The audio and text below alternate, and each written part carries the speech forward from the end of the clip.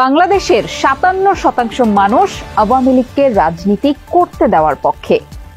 এই নিয়ে voice of America Bangla একটি জরিপ চালিয়েছে।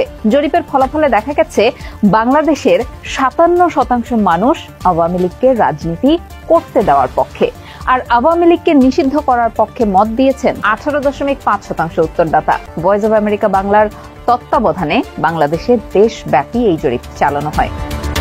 ১৮ থেকে ৩৪ বছর বয়সী তরুণ উত্তরদাতাদের ৫৩.৯% এবং ৩৫ বা তার চেয়ে বেশি বয়সী ৬০.৩% উত্তরদাতা আওয়ামী লীগকে রাজনীতি চালিয়ে যেতে দেওয়ার পক্ষে মত দিয়েছেন। নারী উত্তরদাতাদের মধ্যে ৫২.২ ও পুরুষদের মধ্যে ৬১.৮% উত্তরদাতা চান আওয়ামী লীগকে রাজনীতি চালিয়ে যেতে দেয়া হোক। আওয়ামী লীগকে রাজনীতি করতে দেওয়া উচিত বলে মনে করেন গ্রামীণ উত্তরদাতাদের ৫৭.১% ও শহরের উত্তরদাতাদের ৫৬.৭%।